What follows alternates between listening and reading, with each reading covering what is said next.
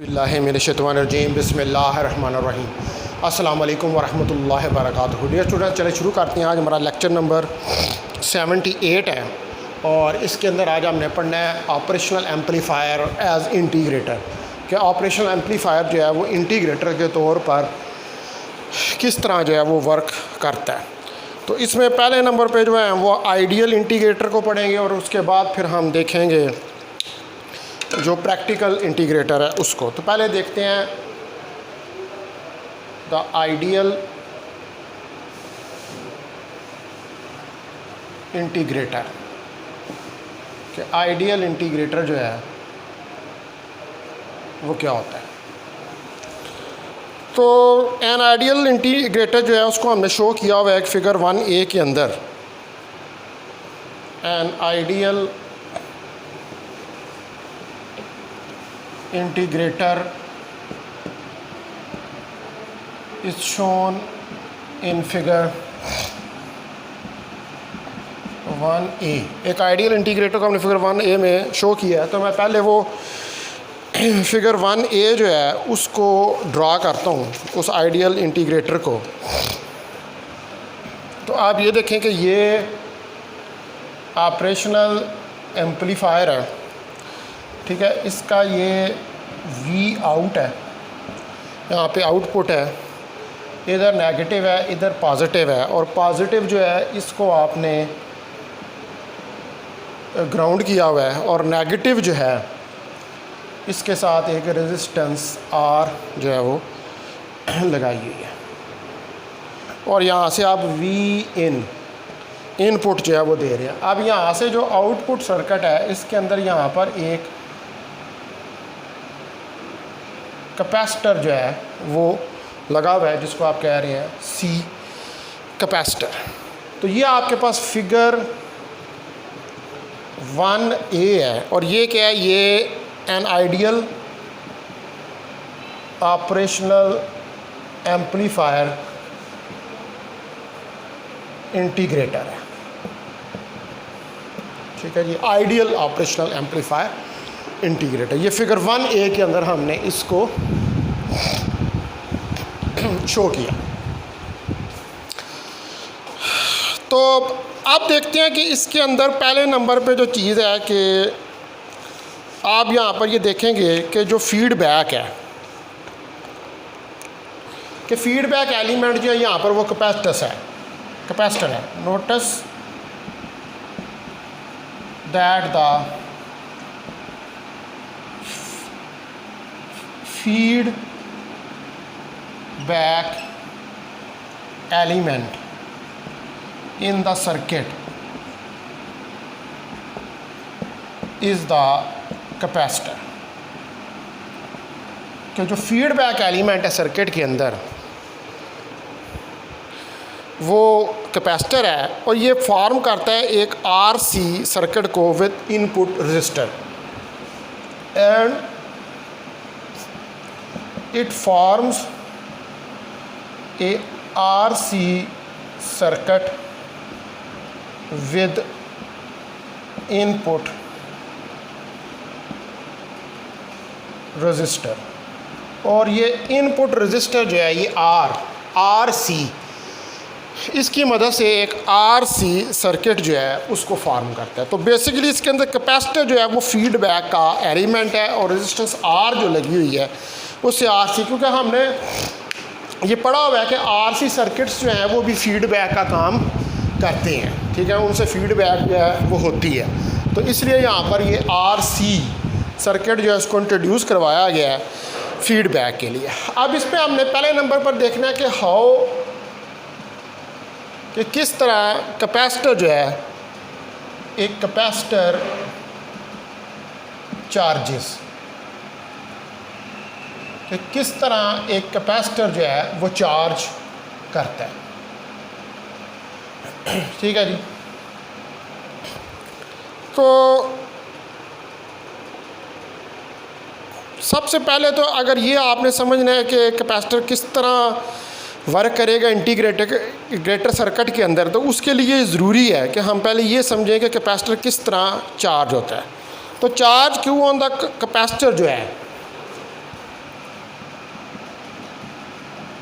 The charge Q on the capacitor, ठीक है, capacitor के ऊपर जो चार्ज Q है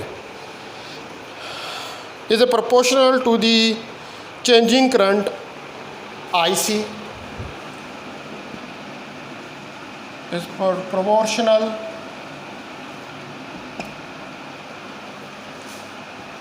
to the changing current, ये प्रोपोर्शनल है चेंजिंग करंट IC के और टाइम T के, IC एंड टाइम T, ये इसके प्रोपोर्शनल है। यानी कि यू कैन से कि Q जो है that is equal to ICT, ये इक्वेशन नंबर 1 हमारे पास आ गई कि Q जो है वो ICT के बराबर है।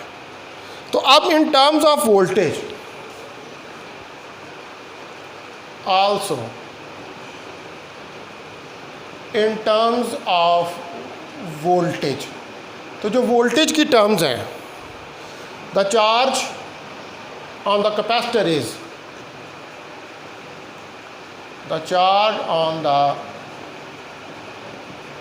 कैपेसिटर इज, तो चार्ज जो है कैपेसिटर के ऊपर वो होगा Q is equal to CVC, इसको कह दें ये इक्वेशन नंबर 2 है। तो वोल्टेज की फॉर्म में इतना चार्ज होगा और करंट की फॉर्म में चार्ज जो है वो इक्वेशन नंबर 1 के अंदर हमने डिस्क्राइब किया, ठीक है। तो अब जो ये दो रिलेशनशिप हैं, यानी कि जो इक्वेशन 1 और 2 है, इसमें हम कैपेसिटर वोल्टेज है उसको एक्सप्रेस कर सकते हैं फ्रॉम इक्वेशन 1 एंड 2। ये इक्वेशन 1 और 2 है। द कैपेसिटर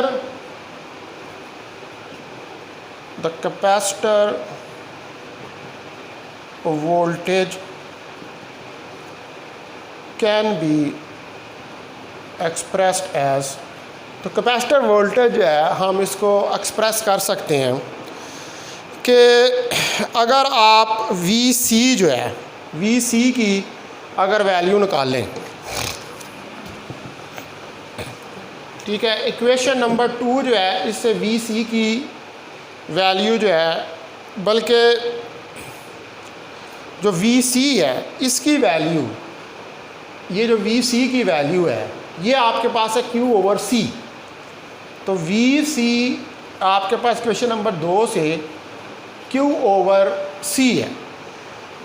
इसके अंदर Q की वैल्यू अगर मैं सब्स्टिट्यूट कर दूं तो Q की वैल्यू ICT, तो VC ICT/C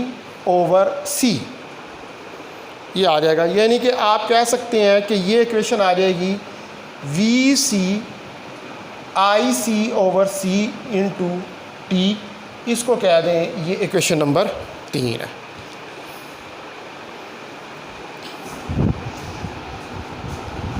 ठीक है जी, ये आपके पास इक्वेशन नंबर 3 जो है वो आ गई है। तो ये जो इक्वेशन है इसकी फॉर्म जो है equation 3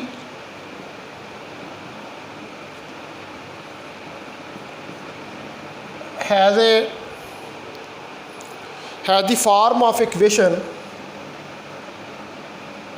has the form of a equation of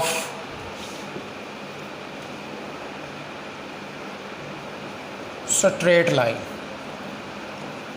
तो आप देख सकते हैं कि इसकी फॉर्म जो है वो कौन सी फॉर्म है, वो equation of a straight line है that begins at 0, that begins at 0, जो 0 से स्टार्ट होती है with a constant slope of, with a constant slope of, उसमें कांस्टेंट स्लोप है IC/,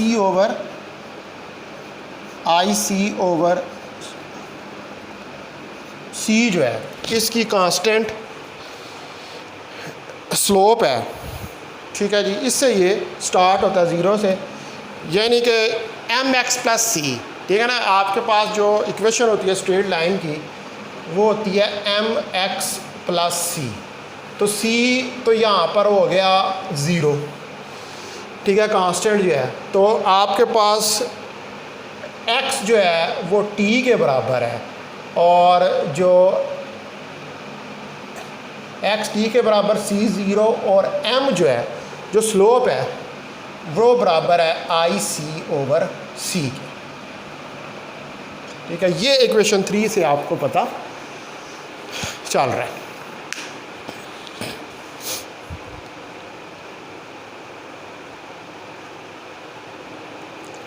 ठीक है। यहाँ पर चूँकि हम पहले सी को कैपेसिटर यूज़ कर रहे हैं तो उसको बी कह लें, तो ये बी ज़ीरो है,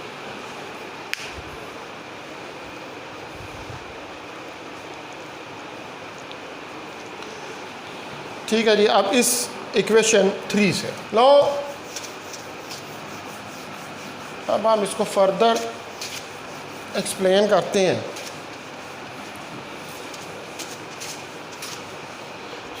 तो जो एक्सप्रेशन है, जो capacitor voltage in simple RC circuit, the capacitor voltage, जो कैपेसिटर का वोल्टेज है इन द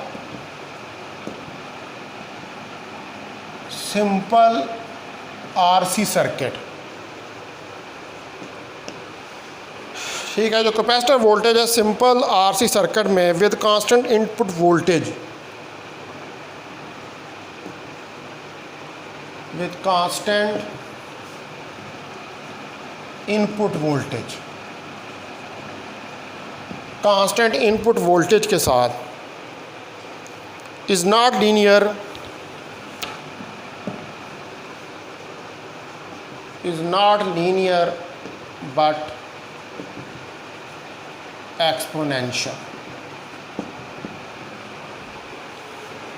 तो कैपेसिटर वोल्टेज जो आपने सिंपल आरसी सर्किट्स में निकाला हुआ है वो आपको पता है कि वी जो है वी नॉट ई की पावर ई माइनस टी टॉ के बराबर होता है।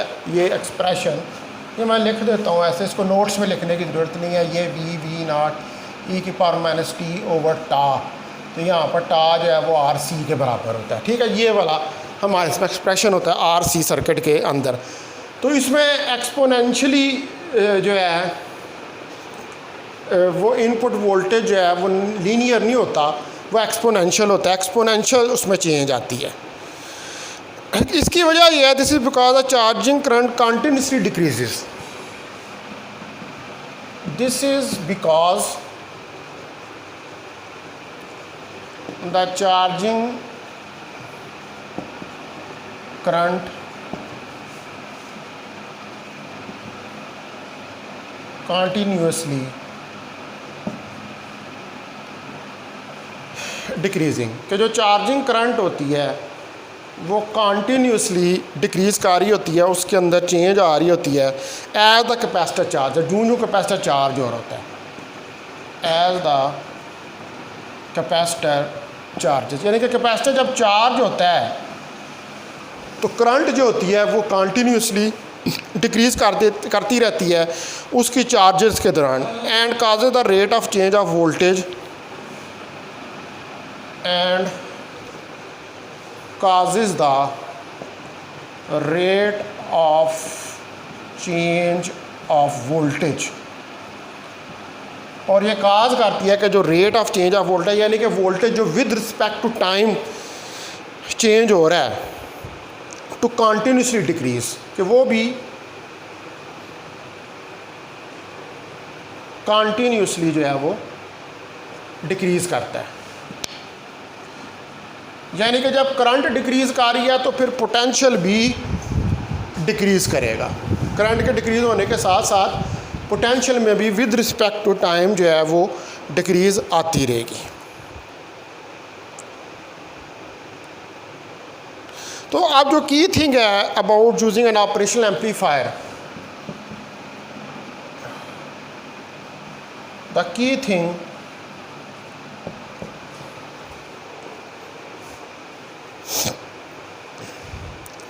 about using ऑपरेशनल एम्पलीफायर, तो जब हम ऑपरेशनल एम्पलीफायर यूज़ कर रहे हैं with RC circuit, with RC circuit के साथ to form the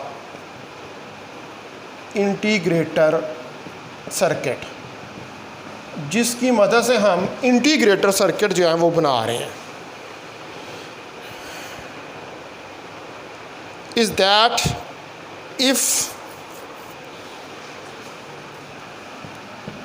that if the capacitor's charging current,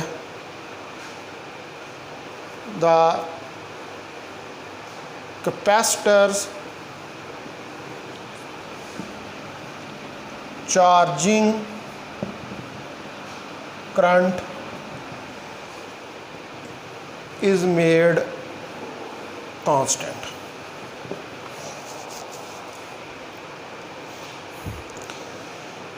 ठीक है, तो ये उस सूरत में यानी कि अगर आप ऑपरेशनल एम्पलीफायर को अगर आरसी सर्किट के साथ लगाया है और आरसी सर्किट के साथ लगाने के बाद आप ये चाहते हैं कि वो इंटीग्रेटर के तौर पर ऑपरेशनल एम्पलीफायर जो है वो वर्क करे, तो फिर कैपेसिटर की करंट जो है, जो कैपेसिटर की चार्जिंग करंट है, जो कैपेसिटर को चार्ज कर रही है, उसको आपको कांस्टेंट बनाना पड़ेगा, यानी कि वो मुसलसल कैपेसिटर को चार्ज करती रहे, तो फिर the output will be A straight line.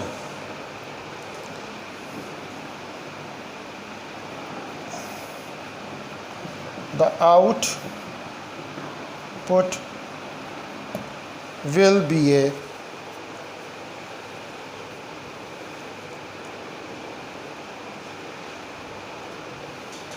Straight line. तो फिर आउटपुट जो है वो स्ट्रेट लाइन होगी, यानी कि लीनियर होगी, स्ट्रेट लाइन वोल्टेज होगा,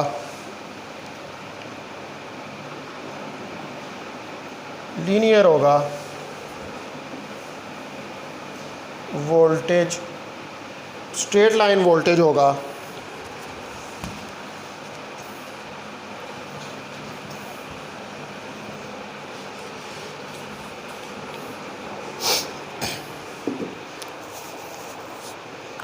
rather than the exponential voltage, rather than the exponential voltage।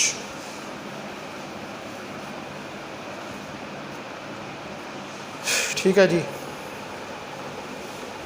तो वैसे तो आरसी सर्किट के अंदर जो है वो वोल्टेज एक्सपोनेंशियल होता है, लेकिन अगर हम इसको एज इंटीग्रेटर के तौर पर बनाना चाहते हैं, यानी कि हम ये चाहते हैं कि ऑपरेशनल एम्पलीफायर जो है वो एज ए इंटीग्रेटर के तौर पर काम करें, तो फिर तो एक तो चीज़ ये कि करंट को कांस्टेंट करें जो चार्ज कर रही है, दूसरा है जब करंट कांस्टेंट होगी तो फिर वोल्टेज की लाइन स्ट्रेट होगी, फिर वोल्टेज जो है वो स्ट्रेट होगा, लीनियर होगा, ना कि फिर वो एक्सपोनेंशियल होगा।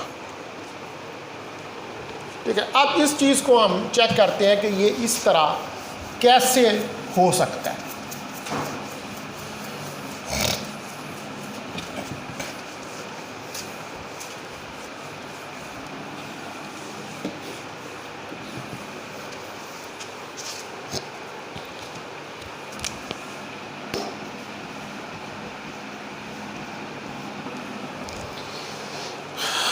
तो अब हम एक फिगर ड्रा करते हैं।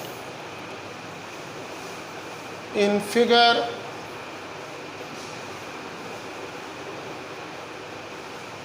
One B, the inverting input of the operational amplifier, the inverting input of the operational amplifier, जो इन्वर्टिंग इनपुट है ऑपरेशनल एम्पलीफायर की, is at virtual ground, is at virtual ground, ये वर्चुअल ग्राउंड पे है यानी कि 0 वोल्ट के ऊपर है। So the voltage across, so the voltage across R I is V I. तो आर आई के क्रॉस जो वोल्टेज यानी इनपुट के क्रॉस जो वोल्टेज है वो वी आई होगा, यानी कि वी इन होगा, इसको आप वी इन जो कह रहे हैं। तो फिर जो इनपुट करंट है, देयरफॉर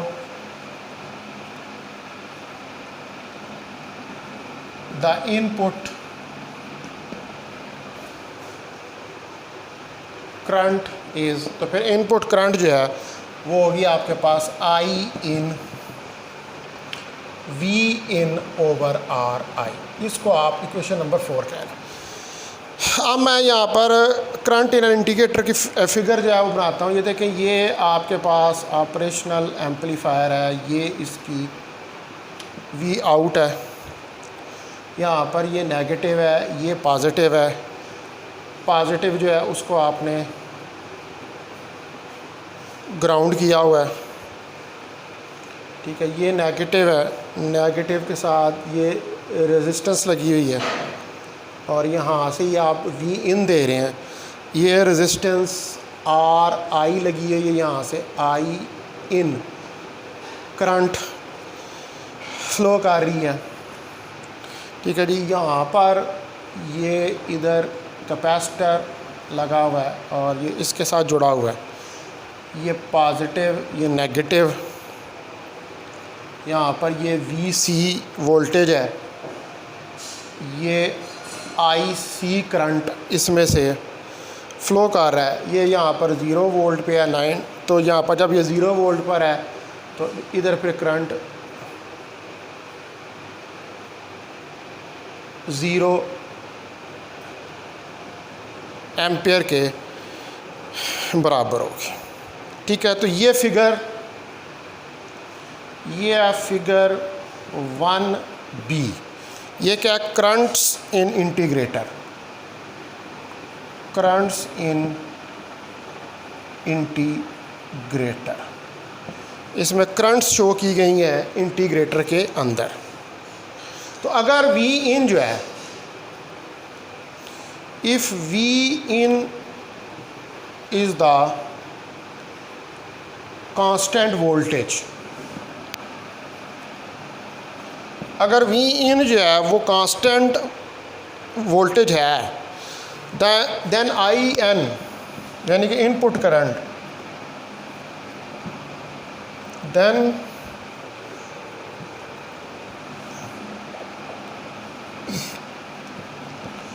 आई इन यानी कि जो इनपुट करंट है इज़ आल्सो ए कांस्टेंट। तो फिर इनपुट करंट जो है वो भी कांस्टेंट होगी अगर वी इन कांस्टेंट है।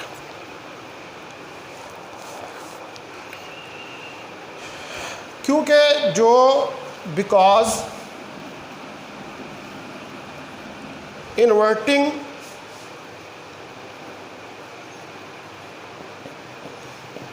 Input minus always remain at 0 volt, वो हमेशा 0 वोल्ट के ऊपर ही रहती है, keeping a constant voltage across R I, keeping a constant voltage across R आई। तो अगर वी इन कांस्टेंट है यानी कि इनपुट वोल्टेज अगर कांस्टेंट है तो फिर इसका मतलब है कि इन्वर्टिंग, उसकी वजह ये है, अगर वी इन कांस्टेंट है तो फिर आई एन भी कांस्टेंट होगी, करंट भी। उसकी वजह ये है कि आपकी जो इन्वर्टर पॉइंट वह 0 वोल्ट के ऊपर है। तो 0 वोल्ट का मतलब है कि कांस्टेंट वोल्टेज, ये जब कांस्टेंट वोल्टेज 0 वोल्ट है, वर्चुअली ग्राउंड है, तो तो फिर वहाँ पर जो करंट है वो भी कांस्टेंट होगी, ठीक है, और वोल्टेज भी कांस्टेंट होगा फिर अक्रॉस आर आई के अक्रॉस इनपुट रेजिस्टेंस के। अब जो कि वेरी हाई इम्पीडेंस है, इनपुट इम्पीडेंस है, because of the very high input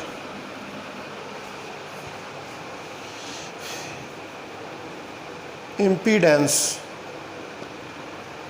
of the operational amplifier। अब जो बहुत हाई इनपुट इम्पीडेंस है ऑपरेशनल एम्पलीफायर की, there is a negligible current, there is a negligible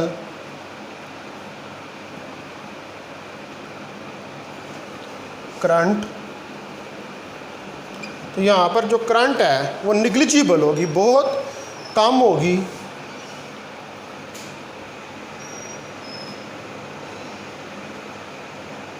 negligible current at the inverting input, at the inverting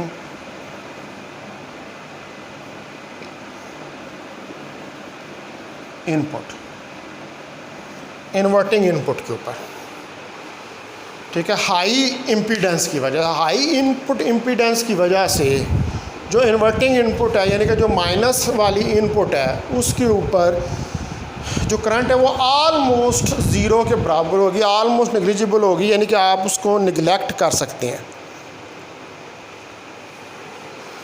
तो ये जो है this makes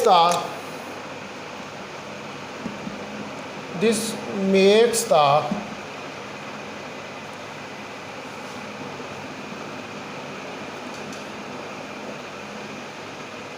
constant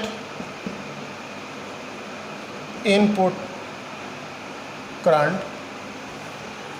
तो ये जो है इसकी वजह से कांस्टेंट इनपुट करंट जो है वो चार्ज करेगी कैपेसिटर को,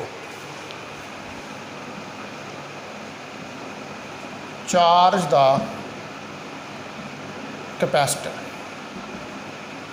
ठीक है जी। वो जो कांस्टेंट करंट की हमने पीछे बात की थी कि हमें कांस्टेंट करंट चाहिए जो कैपेसिटर को चार्ज करे, as shown in figure 1b, as shown in figure 1b, जैसा कि आप इस फिगर 1b के अंदर देख सकते हैं। 0 एम्पीयर 0 वोल्ट, तो ये कांस्टेंट करंट IC जो है ये कैपेसिटर को चार्ज कर रही है। तो लिहाजा so I in is equal to IC, ये इक्वेशन नंबर 5 जो है ये आपके पास हो जाएगी।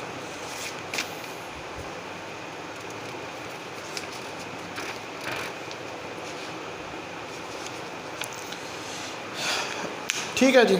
तो ये तो होगी पहली बात कि हाउ अ कैपेसिटर चार्जेस, कि कैपेसिटर जो है वो किस तरह चार्ज होता है। अब दूसरा पॉइंट जो है इसके अंदर, सेकंड पॉइंट वो आपका पहला पॉइंट हो गया। अब सेकंड पॉइंट है कि कैपेसिटर वोल्टेज, कैपेसिटर का वोल्टेज क्या होगा।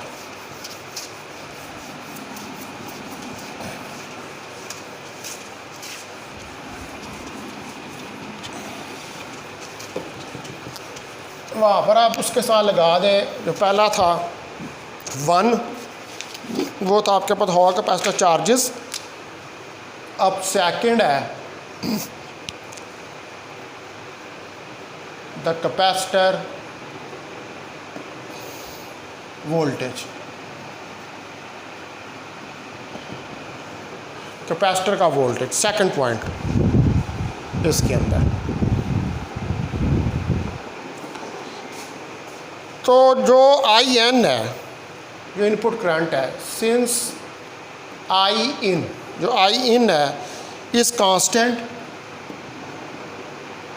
वो चूँकि कांस्टेंट है, सो IC जो है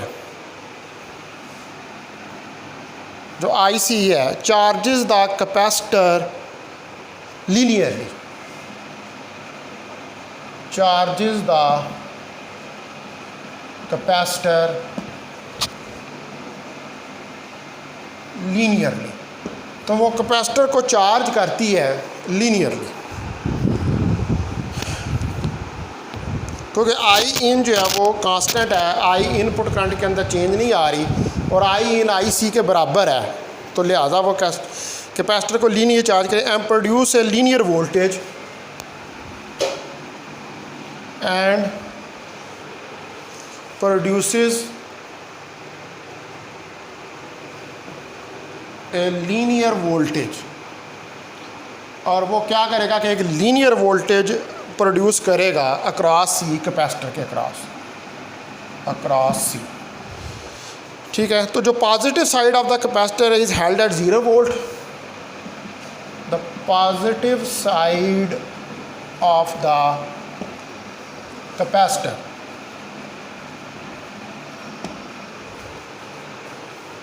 इज हेल्ड एट 0 वोल्ट, जो पॉजिटिव साइड है कैपेसिटर की वो 0 वोल्ट के ऊपर है, by the virtual ground, by the virtual ground of operational amplifier, जो वर्चुअल ग्राउंड है ऑपरेशनल एम्पलीफायर की, उसकी वजह से। तो जो वोल्टेज है on the negative side, the voltage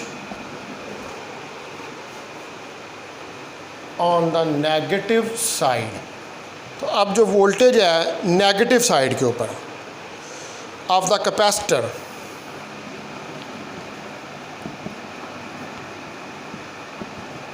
capacitor के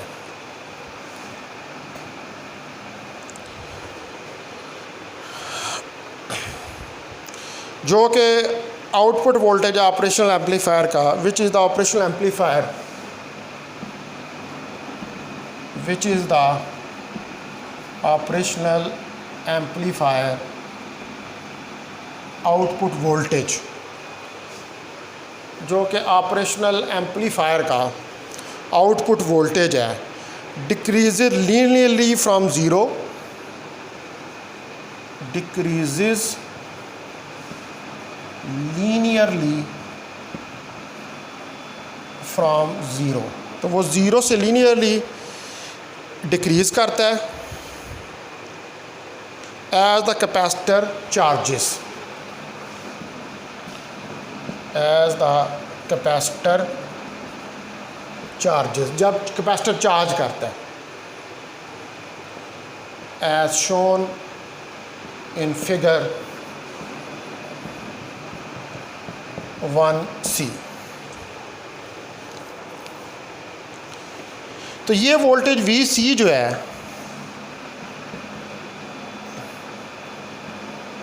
this voltage VC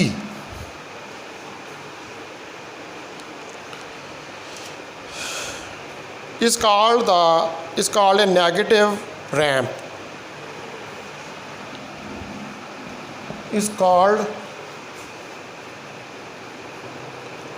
A negative ramp, इसको एक नेगेटिव रैंप कहते हैं, और and is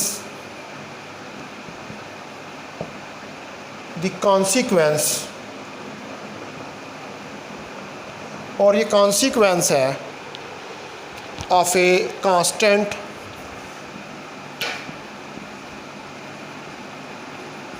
positive input.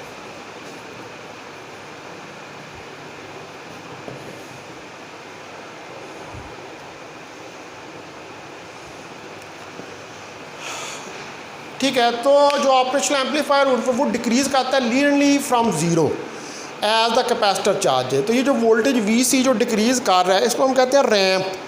Ramp का मतलब है कम होना, ठीक है। और ये क्यों कम हो रहा है?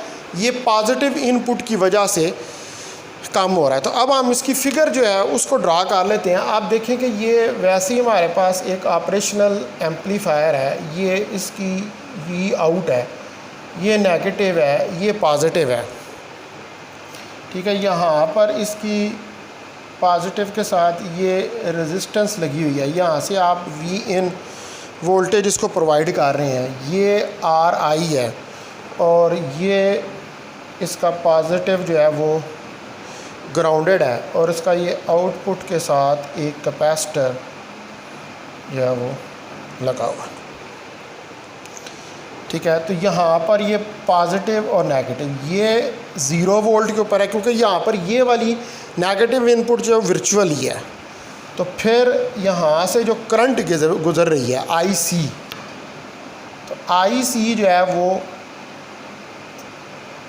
कांस्टेंट है, आप देख सकते हैं।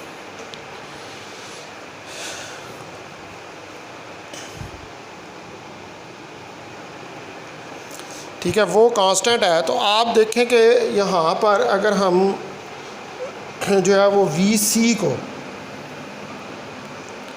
प्लॉट करें, आप देखेंगे कि VC और T जो है उसमें लीनियर रिलेशनशिप होगा। ठीक है जी, ये अगर VC है और ये T है तो ये लीनियरली डिक्रीज़ करेगा, ये आप देख सकते हैं। ठीक है, तो ये फिगर 1C जो है ये इसका, ये फिगर 1C का A पार्ट है और ये फिगर 1C का B पार्ट है, जो वोल्टेज की वेरिएशन को विद रिस्पेक्ट टू टाइम जो है वो डिस्क्राइब कर रहा है।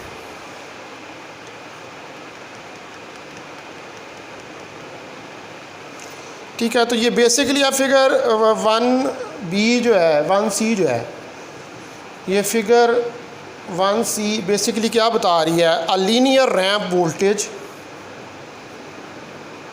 अ लीनियर रैंप वोल्टेज, एक लीनियर रैंप वोल्टेज जो है, देखें ना रैंप ये ऊपर से नीचे जा रहा है। A linear ramp voltage is produce across the capacitor, is produced across the capacitor, वो प्रोड्यूस होता है across the capacitor by the constant charging current, by the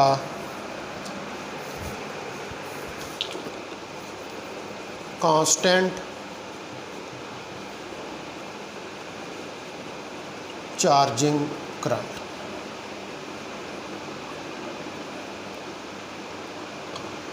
जो कि कांस्टेंट चार्जिंग करंट की वजह से प्रोड्यूस होता है ये रैंप वोल्टेज।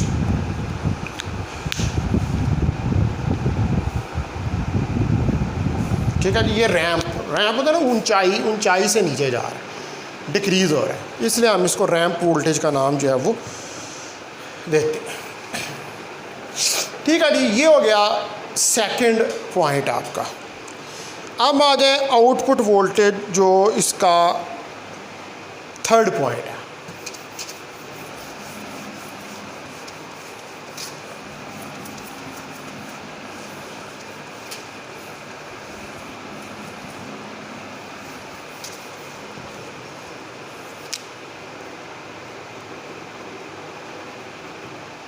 द आउटपुट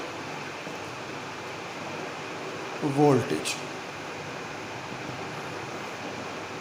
ये तीसरा पॉइंट है। तो V out is the same as the voltage on the negative side, V out is the same as the voltage on the negative side. तो वोल्टेज नेगेटिव साइड से जुड़ा होता है input के, तो वो वोल्टेज जो नेगेटिव साइड पे है वो सेम ही होगा जो negative side of the capacitor है।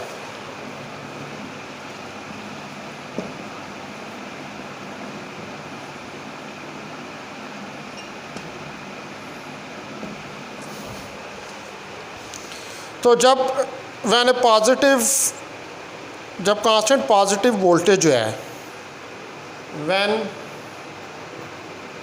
A constant positive input voltage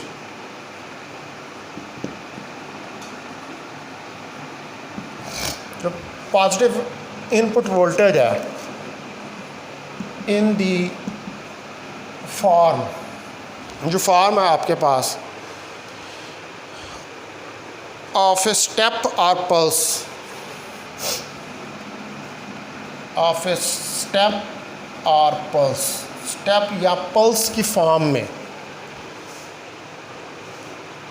तो पल्स जो है, अ pulse has a constant amplitude. तो पल्स जो है उसका कांस्टेंट एम्पलीट्यूड होता है व्हेन हाई, जब वो हाई हो।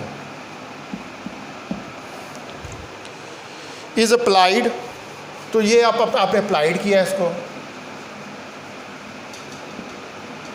तो जब इसको आपने अप्लाई किया है तो जो आउटपुट रैंप है decreases negatively, the output ramp decreases negatively. तो आउटपुट रैंप जो है वो नेगेटिवली डिक्रीज करती है until the operational amplifier सैचुरेट्स, until the operational amplifier saturates, कि जब तक ऑपरेशनल एम्पलीफायर जो है वो सैचुरेट नहीं हो जाता एट्स इट्स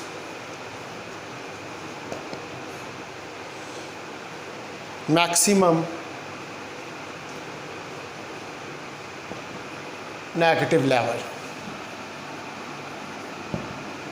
अपने मैक्सिमम नेगेटिव लेवल था। This is shown in figure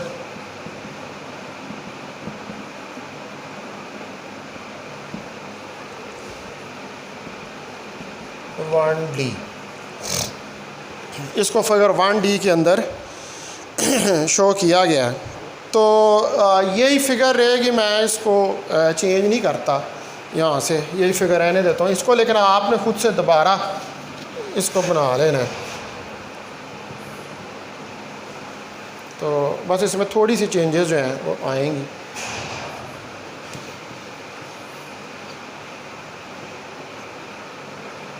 ठीक है जी, सेम यही फिगर रहेगी, फिगर 1D जो है। अब यहाँ से जो है ये वी इन,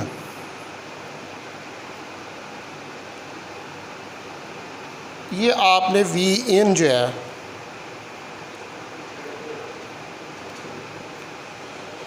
ये दिया आपने,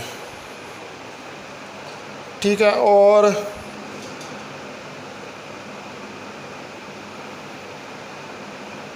ये जो है ये हमारे पास 0 और माइनस वी मैक्स आ गया, ठीक है। ये पॉजिटिव नेगेटिव और ये यहाँ से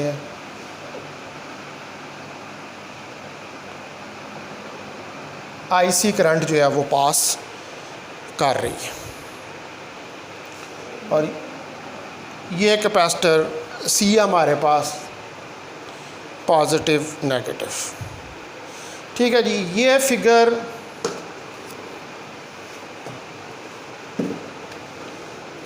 ये है figure 1D, a constant input voltage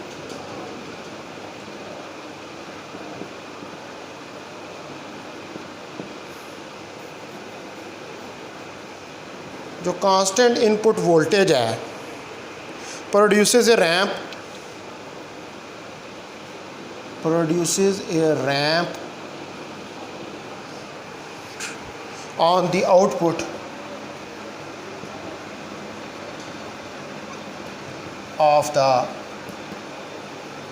integrator।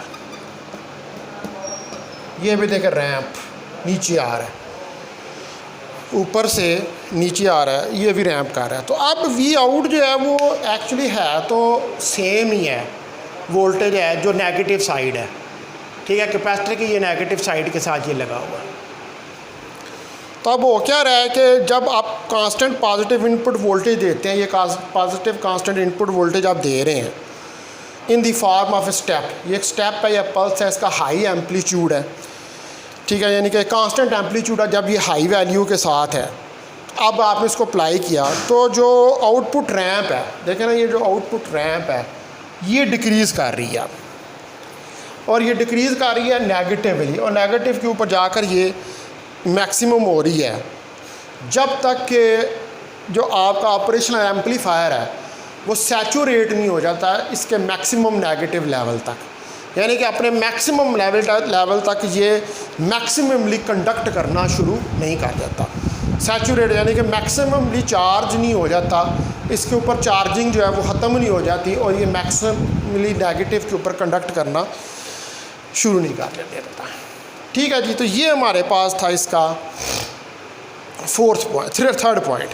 उसके बाद आ जाए फोर्थ पॉइंट जो है, rate of change of the output voltage, rate of change of output voltage.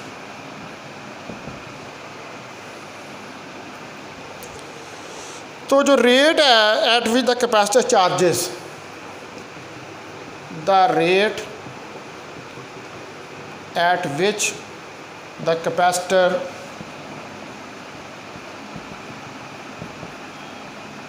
Charges, अब वो रेट जिसके ऊपर कैपेसिटर चार्ज करता है, and therefore the slope of the output ramp, and therefore the slope of the output ramp, और जो slope है output ramp की is set by the ratio, is set by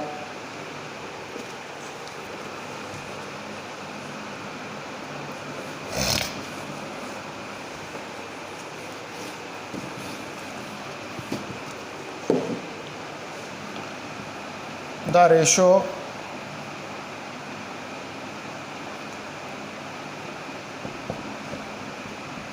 IC over C, और इसको अगर आप set करें जो रेशियो है IC over C, as you have seen, जिसको आप पहले देख चुके हैं।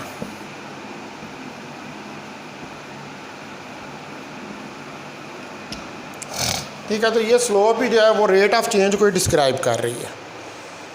अब चूंकि सिंस IC जो है वो V इन ओवर RI की बराबर है, तो जो रेट ऑफ चेंज है, द रेट ऑफ चेंज और स्लोप, तो जो रेट ऑफ चेंज है या स्लोप है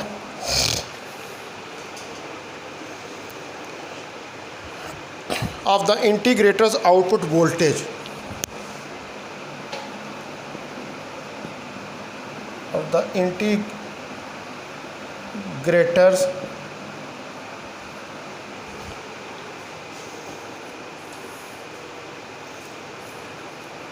output voltage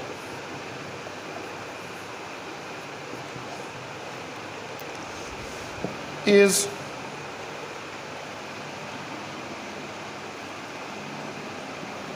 delta V out over delta T।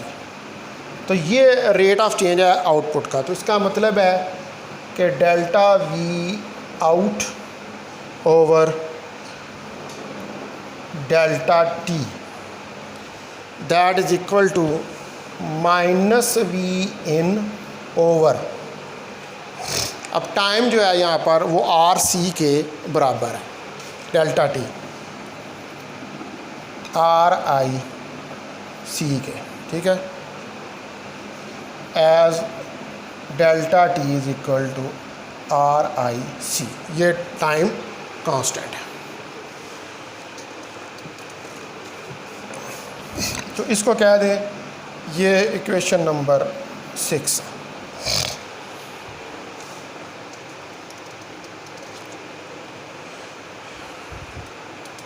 तो जो इंटीग्रेटर्स हैं ये स्पेशली यूज़फुल होते हैं इन ट्राइएंगुलर वेव ऑसिलेटर्स के अंदर।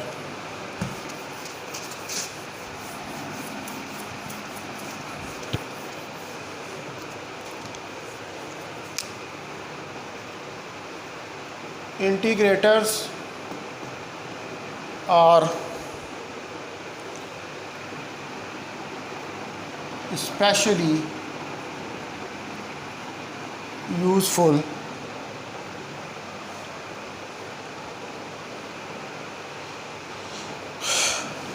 in triangular wave oscillators। और हम यहाँ पर इसके डिटेल में नहीं जाएंगे कि ट्राइंगुलर वेव ऑसिलेटर के यहाँ वहाँ पर ये काफ़ी यूज़फुल होते हैं।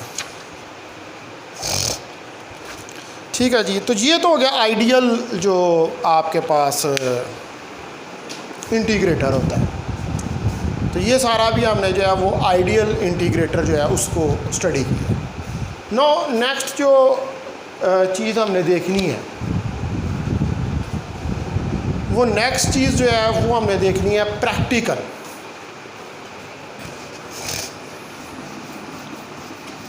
इंटीग्रेटर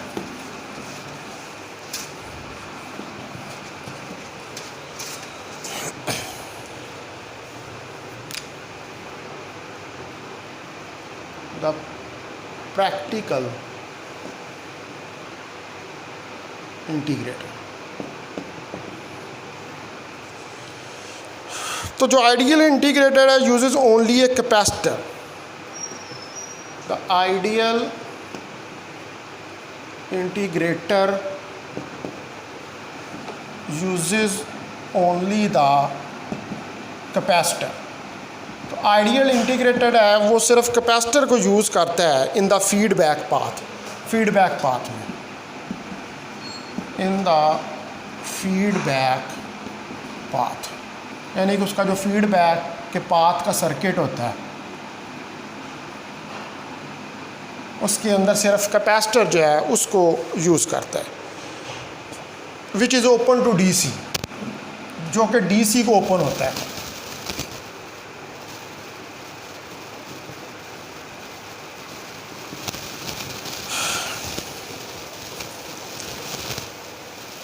तो इसका मतलब है this implies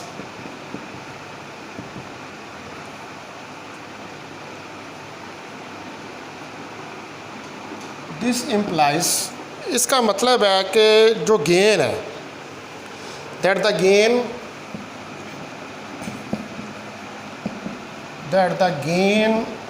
at the DC, कि जो गेन है डीसी के ऊपर is the open loop gain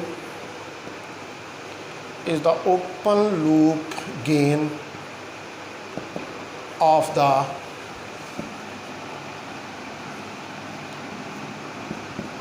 operational amplifier. ये ओपन लूप गेन है ऑपरेशनल एम्पलीफायर।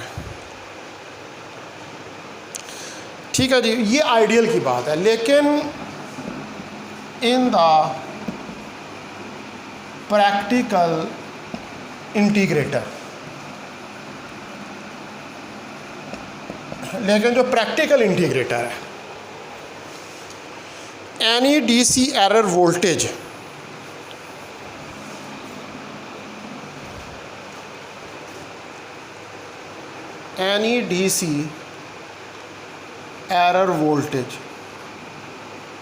कोई भी डीसी का जो एरर वोल्टेज है due to offset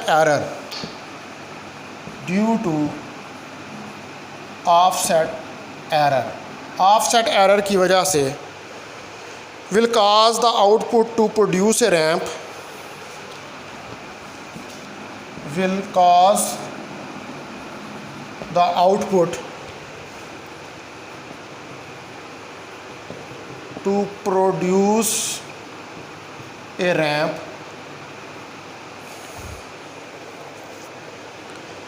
that move towards either positive, that moves towards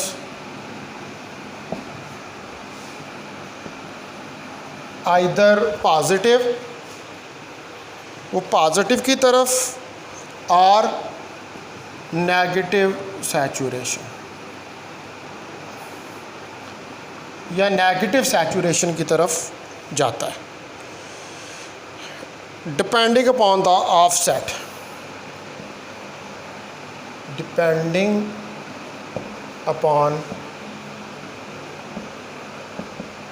the offset. ठीक है, ऑफसेट वोल्टेज के ऊपर डिपेंड कर रहा है, इवन जबकि कोई सिग्नल प्रेजेंट नहीं होता, even when no signal is present.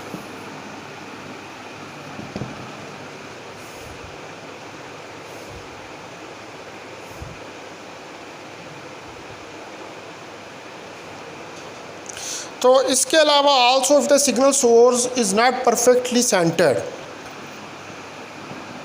Also if the signal source is not perfectly centered,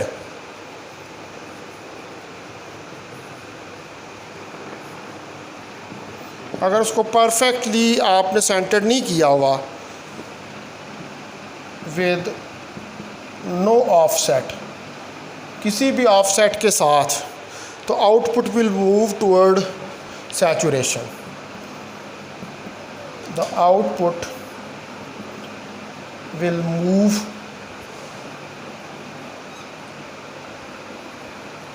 toward saturation।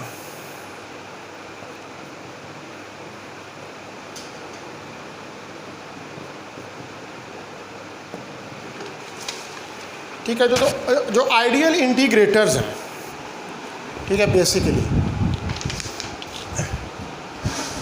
जो आइडियल इंटीग्रेटर्स हैं वो तो सिर्फ कैपेसिटर को यूज़ करते हैं अपने फीडबैक पाथ के अंदर, यानी कि जो ओपन होते हैं डीसी को, यानी कि डीसी के साथ उनका डायरेक्ट कनेक्शन जो है वो हो रहा था। इसका मतलब है कि जो गेन है डीसी के ऊपर वो फिर ओपन लूप गेन हो जाएगा। वैसे तो आपको पता है कि जब फीडबैक का सर्किट लगाते हैं तो वो क्लोज लूप गेन होता है, लेकिन यहाँ पर जो कैपेसिटर जो है वो ओपन है डीसी के लिए, इसलिए ये ओपन लूप गेन हो जाएगा।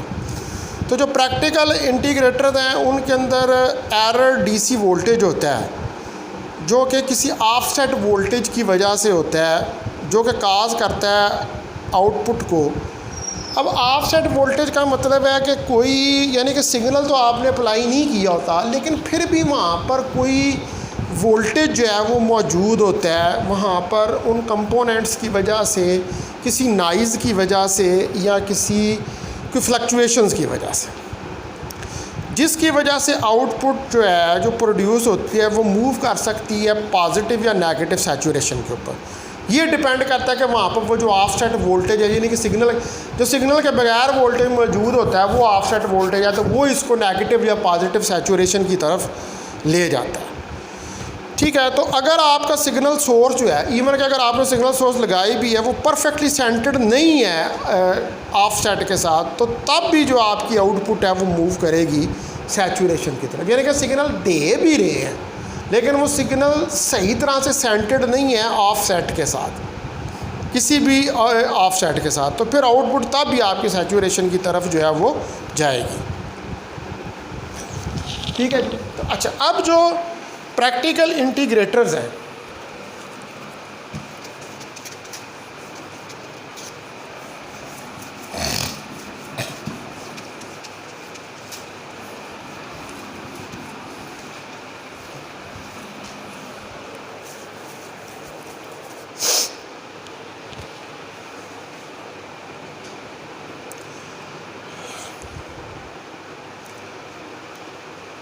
practical integrators. अब ये जो practical integrators हैं must have some means of overcoming, must have some means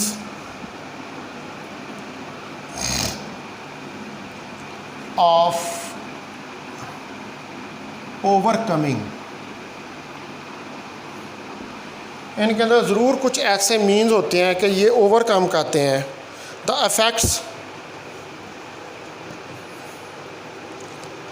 effects of offset, जो ऑफसेट के इफ़ेक्ट्स हैं उनको, एंड बायस करंट, और बायस करंट जो है, and bias current and other small differences in the circuit,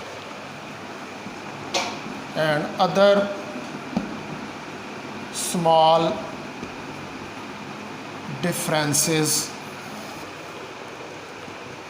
in the circuit. So various solutions are available, various solutions are available. तो बहुत सारे solutions जो हैं वो available हैं, such as chopper stabilized amplifiers, such as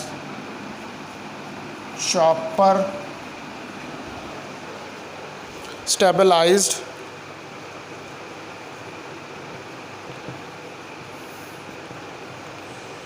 amplifiers,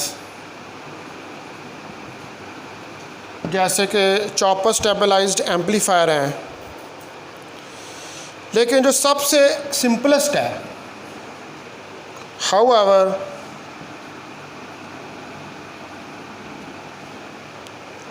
the simplest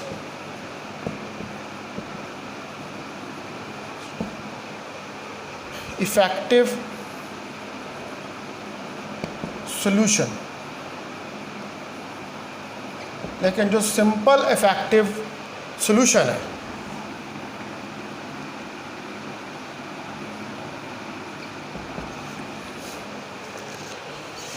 is to use a resistor in parallel, is to use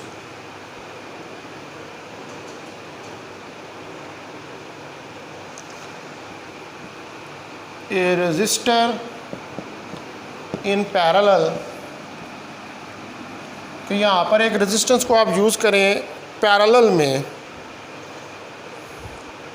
with the capacitor, with the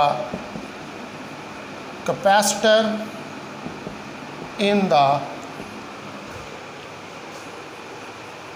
feedback path.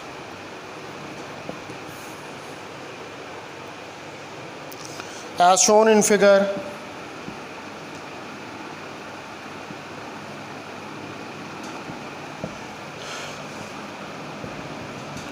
1E.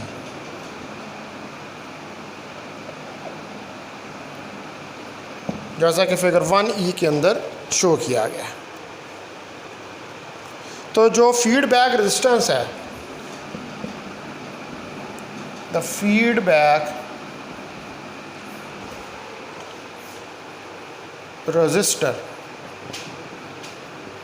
RF, तो जो feedback resistor है RF should be large compared to the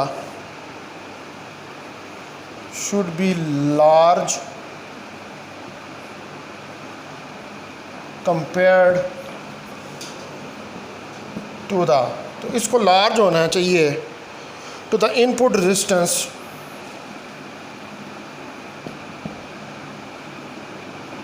the input resistor Ri in order to have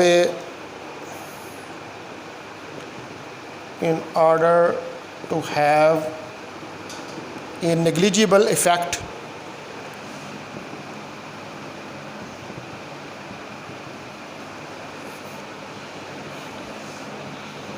in negligible effect on the output waveform.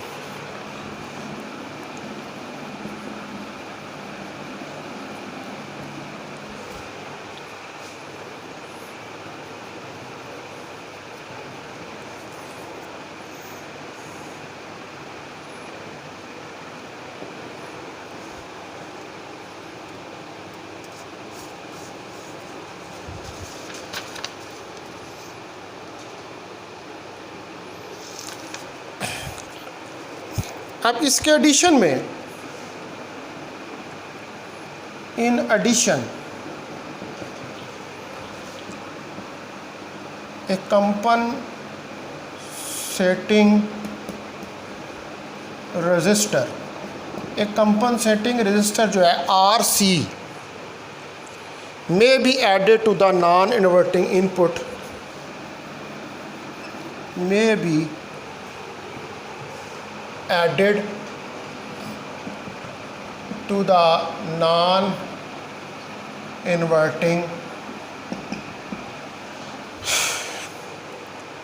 input to balance the input, to balance the effects of bias current.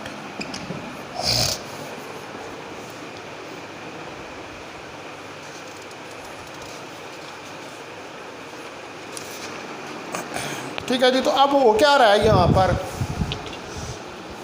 Basically ये है कि जो practical आपके पास integrators हैं, इसमें कुछ आप ऐसे इफ़ेक्ट्स कर सकते हैं ऐड कि जिनकी मदद से जो इफ़ेक्ट्स हैं ऑफसेट के और बायस करंट के, उनको हम रिड्यूस कर सकते हैं। जो दूसरे स्मॉल डिफरेंसेस आ रहे होते हैं प्रैक्टिकल एम्पलीफायर के अंदर, उनको हम कम कर सकते हैं। इसमें वेरियस सोल्यूशन अवेलेबल हैं, जैसे कि चॉपर स्टेबलाइज एम्पलीफायर्स हैं, लेकिन यहाँ पर हम चॉपर स्टेबलाइज एम्पलीफायर्स को नहीं देख रहे। यहाँ पर हम जो सिंपलेस्ट सोल्यूशन ये है कि आप एक रजिस्टर को यूज़ करें पैरेलल में कैपेसिटर के साथ फीडबैक पाथ में। ठीक है जी। अभी मैं इसकी फिगर बनाता हूँ। तो फीडबैक रेजिस्टेंस जो है इसको लार्ज होना चाहिए इनपुट रेजिस्टेंस के मुकाबले में, ताकि बिल्कुल निग्लिजिबल इफेक्ट हो आउटपुट के ऊपर। इन एडिशन हम एक कंपनसेटिंग रजिस्टर RC भी सिस्टम में ऐड कर देते हैं इनपुट के साथ, के जो बैलेंस करती है इफ़ेक्ट जो होते हैं बायस करंट के। उसके बायस करंट के इफ़ेक्ट्स को बैलेंस करने के लिए एक इनपुट के साथ, नॉन इन्वर्टिंग इनपुट के साथ एक रेजिस्टेंस RC जो है वो हम उसको ऐड कर देते हैं। तो मैं अब इसका ये फिगर बनाता हूँ यहाँ पर।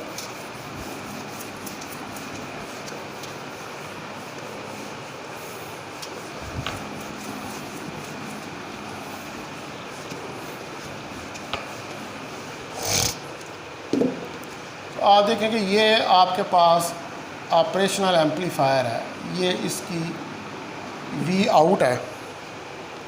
ठीक है। ये नेगेटिव, ये पॉजिटिव जो है, इसके साथ एक ये रेजिस्टेंस RC जो एडिशनल है आपने लगाई है कंपनसेट करने के लिए बायस करंट को, ये RC। ठीक है। यहाँ पर इधर से ये आपके पास RI है, ये V इन दे रहे हैं, और इधर से ये आपके पास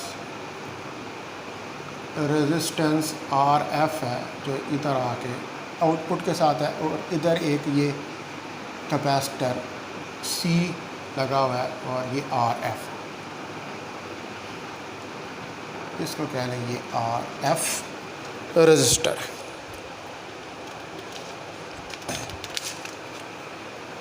ठीक है जी। तो ये फिगर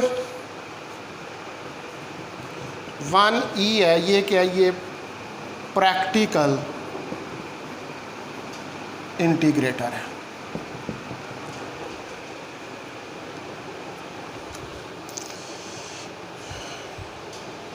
तो जो सबसे यूज़फुल एप्लीकेशन है, one useful application for the integrators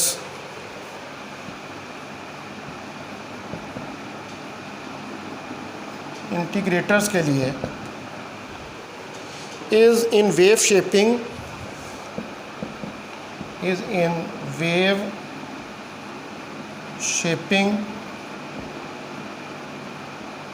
कि जो वेव शेपिंग है ऑफ पीरियोडिक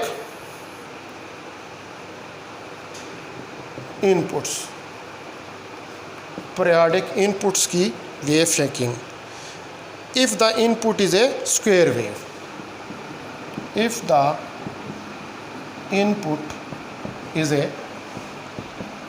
स्क्वायर वेव, अगर इनपुट जो है वो स्क्वायर वेव है, so the integrator can convert it, the integrator can convert it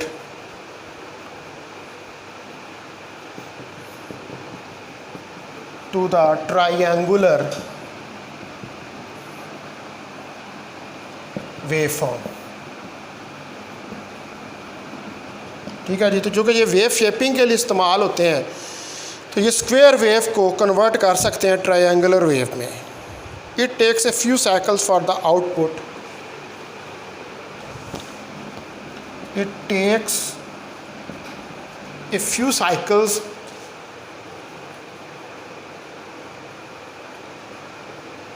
for the output, तो ये कुछ साइकिल्स लेता है आउटपुट के लिए, to reach a steady state, to reach a steady state तक पहुंचने के लिए।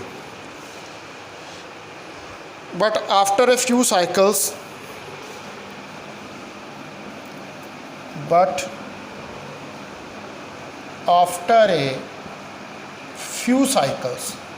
लेकिन कुछ साइकिल्स के बाद a square wave input will be a square wave input will be a, तो जो square wave input है that will be a triangular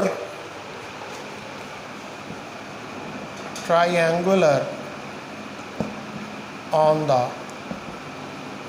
output with a DC level equal to the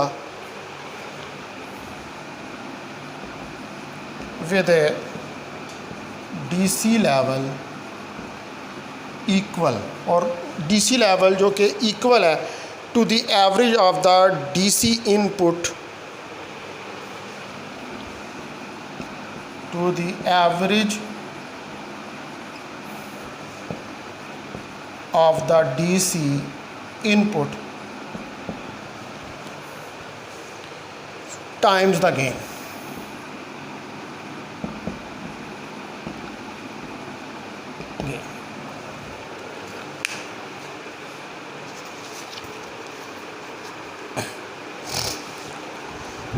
ठीक है, तो इसकी जो सबसे बड़ी एग्जांपल है, यानी कि सबसे ज़्यादा जो इसका यूज़ है वो ये है कि ये वेव शेपिंग के अंदर इंटीग्रेटर जो है वो इस्तेमाल होता है। तो अगर आपकी इनपुट जो है वो स्क्वायर वेव है, तो इंटीग्रेटर क्या करता है, उसको ट्रायंगुलर वेव फॉर्म में कन्वर्ट कर दे। इसको करने के लिए इसको काफ़ी सारे साइकिल्स करने पड़ते हैं, और ये साइकिल्स करने के बाद ये आउटपुट तक पहुँचता है एक स्टेडी स्टेट में।